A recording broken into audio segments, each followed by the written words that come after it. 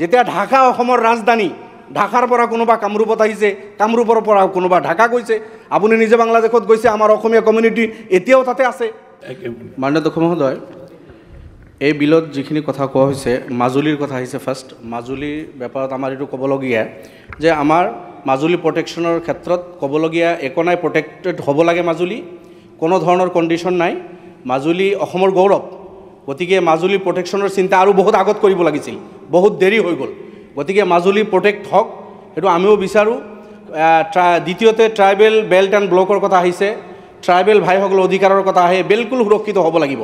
তেখেতসকল আদিবাসী, গতিকে তেখেতসকলৰ যি অধিকাৰ, তেখেতসকলৰ অধিকাৰৰ সুৰক্ষাৰ কথা সময়ে সময়ে উত্থাপন হৈ থাকে, তাত আমি কেতিয়াও আপত্তি কৰা নাই বিগত দিন। আজিও বিধানসভাত মাননীয় অধ্যক্ষ মহোদয় আমি ট্ৰাইবেল ভাইসকলৰ ভাষাৰ কথা, অফিচিয়েল লেংগুৱেজ হ'ব, হয়তো অফিচিয়েলি স্বীকৃত ট্ৰাইবেল দিয়া নাই। আজি চাহ বাগানৰ কিছু ভাইসকলক 6 জনগোষ্ঠীৰ আন্দোলন চলি আছে, 6 জনগোষ্ঠী তেখেতসকলক জনগোষ্ঠী ডিক্লেয়াৰ কৰি ট্ৰাইবেল ষ্টেটলৈকে লৈ গ'লেওতো কোনো আপত্তি আমি কৰা নাই।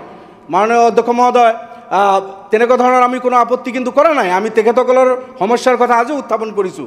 মাননীয় সদস্য যিটো 1911 চনৰ পৰা যিখিনি কথা তেখেতে কৈছে, হিষ্ট্ৰীৰ কথা, পেগু ডাঙৰীয়া বিলকুল ঠিকে কৈছে। 1911, 21, 33 সেই সময়ৰ কথা কৈছে। আজি 150 বছৰ আগৰ কথা। মাননীয় অধ্যক্ষ মহোদয়, এটা সময়ত ঢাকা আমাৰ অসমৰ ৰাজধানী আছিল। আজি যেনেকুৱা গুৱাহাটী সামান্য পপুলেশ্যন আছিল, এই 100 বছৰত আহি কিমান পপুলেটেড হৈ গ'লো আমি। গুৱাহাটী কিমান পপুলেশ্যন হৈ গ'ল। গুৱাহাটীত আপাৰ আছামৰ মানুহ আহিছে, ধুবুৰীৰো আহিছে, আমি সব জিলাৰ পৰা আহি আমি গুৱাহাটীত আহিছোঁ। তো এখন ৰাজ্য যেতিয়া ঢাকা অসমৰ ৰাজধানী, ঢাকাৰ পৰা কোনোবা কামৰূপত আহিছে, কামৰূপৰ পৰা কোনোবা ঢাকা গৈছে। আপুনি নিজে বাংলাদেশত গৈছে, আমাৰ অসমীয়া কমিউনিটি এতিয়াও তাতে আছে, কিছু মানুহ তাতে স্বাধীনতাৰ পিছতো ফচি থাকি গ'ল। তো এনেকুৱা এক জিলাৰ পৰা আন এখন জিলালৈকে আমি যি কথা কৈ আছোঁ এই কেইদিনৰ পৰা, এইটো এটা বাস্তৱ সত্য কথা আমি কৈ আছোঁ। এখন ৰাজ্যৰ পৰা আন এখন ৰাজ্যলৈকে মাননীয় মুখ্যমন্ত্ৰী যোৱাকালি কৈছে যে আমাৰ কৰোণাৰ সময়ৰ কথা কৈছে, 12 লাখ ল'ৰা ছোৱালী হয়তো সেই সময়ত বাহিৰত আছিল, যিসকলক কিবা অনুদানৰ কথা তেখেতে ঘোষণা কৰিছিল, বাহিৰৰ পৰা এপ্লাই কৰিছিল। আজি হয়তো কিজানি 24 লাখ আছে অসমীয়া জনতা অসমৰ বাহিৰত, বেলেগ ৰাজ্যত কৰ্মসূত্ৰ আছে, কোনোবা ঘৰ বনাইছে। এইটোতো নিজৰ ৰাষ্ট্ৰৰ ভিতৰত, নিজৰ ৰাজ্যৰ ভিতৰত এখন জিলাৰ পৰা আন এখন জিলালৈকে যোৱা, এইটো আজি নহয় মাননীয় অধ্যক্ষ মহোদয়, এইটোতো হিউমেন নেচাৰ। ৱৰ্ল্ডৰ গোটেই কাণ্ট্ৰিত, আমাৰ ৰাষ্ট্ৰতো, আমাৰ জিলাতো হৈছে। কিন্তু আমি তেতিয়া আপত্তি কৰোঁ যেতিয়া আজি অকল এই 150 বছৰ আগত নিজৰ ৰাষ্ট্ৰ বা নিজৰ ৰাজ্যৰ এখন জিলাৰ পৰা আন এখন জিলালৈকে এই ময়মনসিংহা যিটো নাম কৈ আছে, বা বংগীয় মূলৰ মুছলমান যি কথা কৈ থকা হৈছে, অকল সেইসকলে অহা নাই। অসমৰ পপুলেশ্যনটো সামান্য আছিল। আমি যদি চিন্তা কৰোঁ ভাৰতবৰ্ষৰ বিভিন্ন ৰাজ্যৰ পৰা, ঝাৰখণ্ডৰ পৰা এটা ছেম টাইম আহিছে, বিহাৰৰ পৰাও আহিছে, উৰিষ্যাৰ পৰাও আহিছে, বা অন্যান্য আৰু কিছুদিন আগত গ'লে আমাৰ উত্তৰ প্ৰদেশৰ পৰা, বিভিন্ন ৰাজ্যৰ পৰা আহিছে। 500, 600, 800 বছৰ আগত যদি আমি যাওঁ, তেতিয়াহ'লে আৰু বহুত বাহিৰৰ পৰা আহিছে। মাননীয় অধ্যক্ষ মহোদয়, এই হিষ্ট্ৰীখিনি আমি সকলোৱে জানো, মোতকৈ মাননীয় সদস্যসকলে আৰু বেছি জানে, মই এইখিনি ৰিপিট কৰিব বিচৰা নাই। কিন্তু যেতিয়া এটা কমিউনিটিক টাৰ্গেট কৰা হয় যে নিজৰ ৰাষ্ট্ৰৰ এখন ৰাজ্যৰ পৰা আন এখন ৰাজ্যলৈকে আহিছে, বা এখন জিলাৰ পৰা আন এখন জিলালৈকে গৈছে, সংবিধানে এলাউ কৰিছে, 150 বছৰ আগত তেখেতসকলে থিতাপি লৈছে। নিজৰ মাতৃভাষা, ৱৰ্ল্ডত তেনেকুৱা কোনো কমিউনিটি নাই যে নিজৰ মাতৃভাষা বিসৰ্জন দি অন্য এটা নতুন এটা ভাষা, অন্য বুলি মই নকওঁ, এতিয়া আপোন ভাষা আমাৰ, নতুন এটা ভাষাক এডপ্ট কৰি আঁকোৱালি লৈ সেই ভাষাতে সপোন দেখে, স্কুল কলেজ ল'ৰা ছোৱালীক চব সেই ভাষাতে পঢ়ায়। এই ভাষা জীয়াই ৰখাৰ ক্ষেত্ৰত এই জনগোষ্ঠীৰ অসমত যিমান অৱদান আছে, মই ভাবোঁ বেলেগতকৈ কম নহয়। বেছি বুলি মই নক'লেও বেলেগতকৈ কোনো গুণে কম নহয়। অসমীয়া মাধ্যমৰ এই বিদ্যালয়বিলাকৰ আমাৰ ল'ৰা ছোৱালী যেনেকৈ পঢ়ি আছে।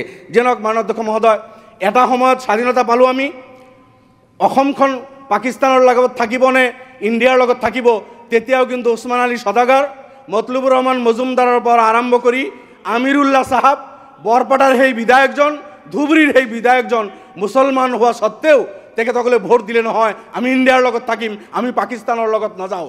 সেইদিনাখন যদি এই মতলুবুৰ ৰহমান মজুমদাৰ, ওছমান আলী সদাগৰ, আমিৰুল্লাহ চাহাব, বৰপেটা আৰু ধুবুৰীৰ সেই মুছলমান বিধায়কসকলে যদি পাকিস্তানত থাকিম বুলি, আব্দুল কাদিৰ এইসকল যদি ইচ্ছা কৰিলেহেঁতেন, হয়তো এই ভূখণ্ড, আমি সেইটো কেতিয়াও কামনা নকৰোঁ, নাথাকিলেহেঁতেন ইণ্ডিয়াৰ লগত।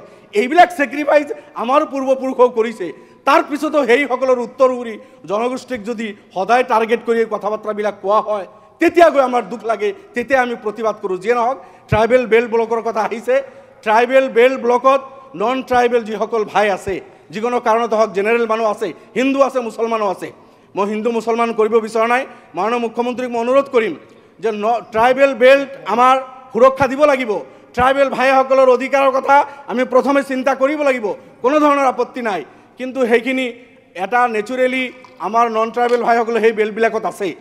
এতিয়া জেনেৰেল মানুহ হিন্দু আছে, মুছলমানো আছে, গতিকে তাতে আপুনি যি ব্যৱস্থাই কৰিব মুখ্যমন্ত্ৰী মহোদয়, সকলোৰ কাৰণে যাতে আপুনি সমান ব্যৱস্থাটো কৰে, এইটো অনুৰোধ মুখ্যমন্ত্ৰীৰ ওচৰত।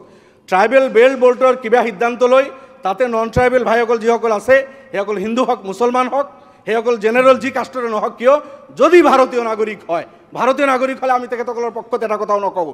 ভাৰতীয় নাগৰিকৰ কাৰণে আপুনি সমানভাৱে চিন্তা কৰিব বুলি আপোনাৰ প্ৰতি অনুৰোধ থাকিল, আহ্বান থাকিল। এইটো tribal bolt. Lawrence Islary sir